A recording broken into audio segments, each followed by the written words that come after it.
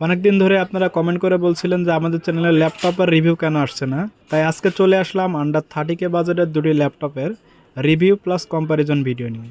আমার ডান পাশে যে ল্যাপটপটি দেখছেন সেটি হচ্ছে লিনোভো X1 কার্বন, আর বাম পাশে আছে লিনোভো থিংকপ্যাড T14s। প্রথমেই কথা বলি ল্যাপটপ দুটির প্রসেসর নিয়ে। লিনোভো X1 কার্বনে রয়েছে ইন্টেল কোর i5 8 জেনারেশনের প্রসেসর। এটি একটি 4 কোর 8 থ্রেড এবং 7 এমবি ক্যাশের প্রসেসর, যার বেস ক্লক স্পিড 1.70 GHz।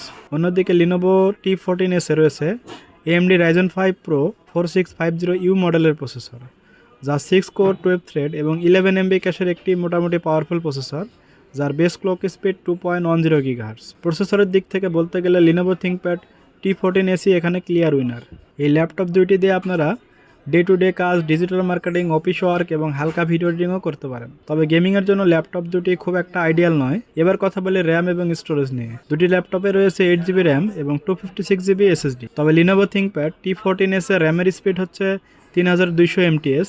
অপরদিকে লিনোভো X1 কার্বনে র্যামের স্পিড হচ্ছে 2133 MTS।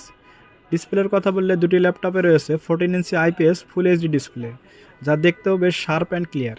ব্যাটারি ব্যাকআপ আনুমানিক 2 ঘন্টা বা তার একটু বেশি পাওয়া যাবে ব্যবহার অনুযায়ী। ডিজাইনের কথা বললে দুটি ল্যাপটপই খুব স্লিম এবং স্টাইলিশ, তবে লিনোভো X1 কার্বন তুলনামূলকভাবে একটু বেশি স্লিম। আর ভালো বিষয় হচ্ছে দুটি ল্যাপটপই Type-C চার্জার দিয়ে চার্জ হয়। সবশেষে কথা বলি প্রাইস নিয়ে।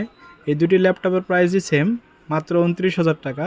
তাই আপনারা প্রয়োজন অনুযায়ী যেটা ভালো লাগে সেটাই নিতে পারেন। আর যদি ল্যাপটপের পাশাপাশি ডেস্কটপ পিসি বিল্ড করতে চান তাহলে অবশ্যই চলে আসবেন আমাদের শপে। আমাদের অ্যাড্রেস এবং ফোন নাম্বার ভিডিও ডেসক্রিপশনে দেওয়া থাকে। ভিডিওটি যদি ভালো লাগে তাহলে অবশ্যই লাইক, কমেন্ট এবং চ্যানেলটি সাবস্ক্রাইব করতে ভুলবেন না। দেখা হবে নেক্সট কোনো ভিডিওতে। সে পর্যন্ত ভালো থাকুন, সুস্থ থাকুন। আল্লাহ হাফেজ।